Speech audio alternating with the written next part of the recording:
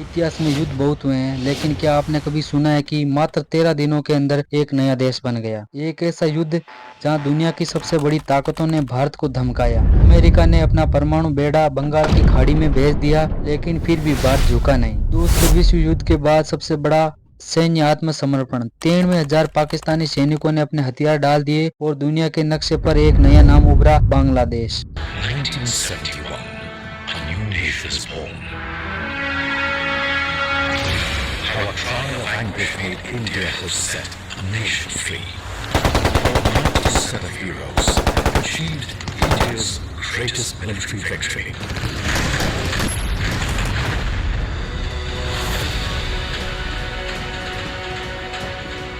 How India आज के इस वीडियो में हम सिर्फ तारीख नहीं जानेंगे, बल्कि उस मास्टरमाइंड रणनीति को समझेंगे जिसने पाकिस्तान के दो टुकड़े कर दिए। चलिए जानते हैं 1971 के युद्ध की वो परतें जो शायद आपने स्कूलों की किताबों में नहीं पढ़ा होगा। दोस्तों, 1971 का युद्ध अचानक शुरू नहीं हुआ था। इसकी जड़ें 1947 के बंटवारे में थी। पाकिस्तान दो हिस्सों में बंटा हुआ था, ईस्ट और वेस्ट। दोनों के बीच 1600 किलोमीटर का फासला था और बीच में खड़ा भारत। पश्चिमी पाकिस्तान मतलब आज का पाकिस्तान, इसके नेता पूर्वी पाकिस्तान आज का बांग्लादेश के लोगों को दूसरे देश का दर्जा मानते थे। उनको उर्दू भाषा थोपी जा रही थी, जबकि उनकी भाषा बंगाली थी। 1948 में पाकिस्तान सरकार ने उर्दू को एकमात्र भाषा घोषित कर दिया। पूर्वी पाकिस्तान बांग्लादेश के लोगों ने इसे अपनी संस्कृति पर हमला माना। 1942 में भाषा आंदोलन शुरू हुआ, इसमें कई छात्र शहीद हुए। यहीं से अलगाव की नींव पड़ी। पूर्वी पाकिस्तान आज का बांग्लादेश जूट का भारी मात्रा में निर्यात होता था, जिससे विदेशी मुद्रा आती थी, लेकिन उस पैसे का बड़ा हिस्सा पश्चिमी पाकिस्तान के विकास पर खर्च किया जाता था।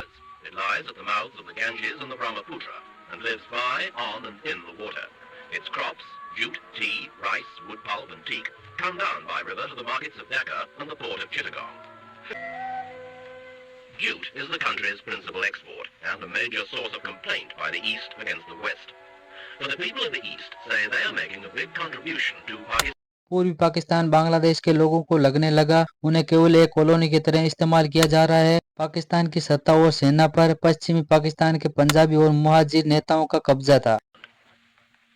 Well, the country is being run by one man's will, martial law on the land. And unless they make the constitution, I'll pass the sovereignty to them. Until then, one man's will is there. That's true.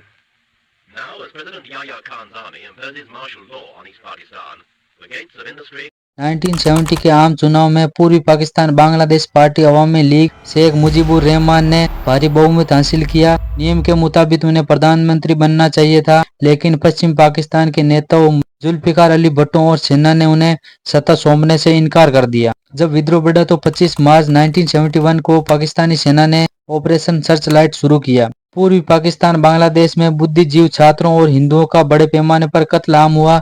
इसके बाद बंगाली विद्रोह का समूह का गठन हुआ। इसका नाम मुक्ति वाहिनी रखा और गृह युद्ध छिड़ गया। पाकिस्तानी सेना के अत्याचारों की वजह से लगभग 1 करोड़ शरणार्थी भारत आ गए। भारत पर इसका भारी बोझ पड़ा। तत्कालीन प्रधानमंत्री इंदिरा गांधी ने अंतर्राष्ट्रीय स्तर पर समर्थन जुटाया। प्रधानमंत्री इंदिरा गांधी युद्ध चाहती थी, लेकिन आर्मी चीफ सैम मानेकशॉ ने मना कर दिया। उन्होंने कहा, मैडम अभी अप्रैल है, हिमालय के दर्रे खुले हैं, चीन हमला कर सकता है, मानसून आने वाला है, नदियां भर जाएगी, मुझे समय दीजिए, मैं आपको जीत की गारंटी देता हूँ। अगले कुछ महीनों में भारत ने 2 काम किए। डिप्लोमेसी, सोवियत संघ के साथ 20 साल की दोस्ती की संधि की ताकि अमेरिका और चीन दखल न दे सके। मुक्ति वाहिनी, भारत ने पूर्वी पाकिस्तान के बागियों को ट्रेनिंग देना शुरू किया ताकि वे अंदर से पाकिस्तानी सेना को कमजोर कर दें।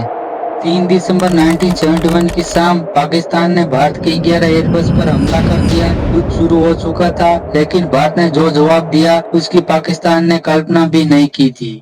लोंगेवाला की लड़ाई, राजस्थान में 120 भारतीय जवानों ने पाकिस्तान के 2000 सैनिकों और 45 टैंकों को पूरी रात रोक रखा था। सुबह वायुसेना ने आकर पाकिस्तान के टैंकों का कब्रिस्तान बना दिया। ऑपरेशन ट्राइडेंट, भारतीय नौसेना ने कराची बंदरगाह को जलाकर राख कर दिया। पाकिस्तान की सप्लाई काट दी गई। गाजी का डूबना, पाकिस्तान की सबसे खतरनाक पनडुब्बी PNS गाजी को विशाखापट्टनम के पास जलमग्न कर दिया गया। इधर अमेरिका का 7वां बेड़ा 7th फ्लीट भारत को डराने आ रहा था, लेकिन रूस ने अपनी परमाणु पनडुब्बियां भेजकर अमेरिका का रास्ता रोक दिया। भारत अब पीछे हटने वाला नहीं था।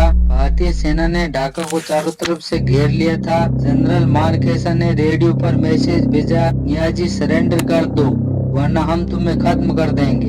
16 दिसंबर की दोपहर ढाका के रेस कोर्स मैदान में जनरल नियाजी ने अपनी रिवॉल्वर भारतीय जनरल जे.एस. अरोड़ा को सौंप दी। दुनिया ने देखा कि कैसे एक देश का अहंकार टूट गया और 93,000 सैनिकों ने घुटने टेक दिए। आधुनिक इतिहास का सबसे बड़ा सरेंडर था। लेकिन क्या आप जानते हैं कि इस युद्ध के बाद शिमला समझौते में भारत ने क्या खोया और क्या पाया? क्यों 93,000 सैनिकों को छोड़ने के बाद कश्मीर का मुद्दा सुलझा नहीं पाए? शिमला समझौता इतिहास के सबसे बड़े चर्चित अध्यायों में से एक है। भारत के पास उस वक्त पाकिस्तान पर भारी दबाव बनाने का मौका था, लेकिन कुछ राजनीतिक और कूटनीतिक कारणों से कश्मीर का मुद्दा पूरी तरह सुलझ नहीं सका। इसके मुख्य कारणों में हम इन पॉइंटों में समझ सकते हैं। कूटनीति उदारता। शिमला समझौते के दौरान भारत की तत्कालीन प्रधानमंत्री इंदिरा गांधी और पाकिस्तान जुल्फिकार अली भुट्टो के बीच बातचीत हुई।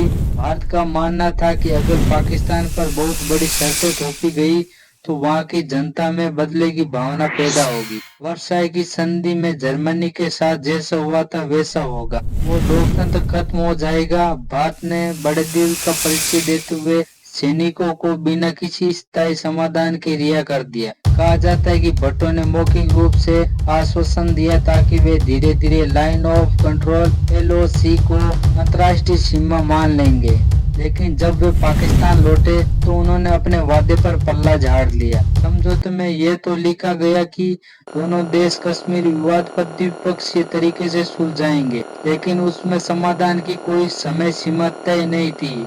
साल 1971 की करारी हार के बाद पाकिस्तान को पता चल गया कि वो सीधे भारत को कभी हरा नहीं पाएंगे। इसके बाद उन्होंने bleed India with A thousand cuts की नीति अपनाई, मतलब 1000 जख्म देकर भारत को कमजोर करना। 1980 के दशक के अंत में कश्मीर में घुसपैठ और आतंकवाद को बढ़ावा देकर उन्होंने इस मुद्दे को सुलझने के बजाय और अधिक उलझा दिया।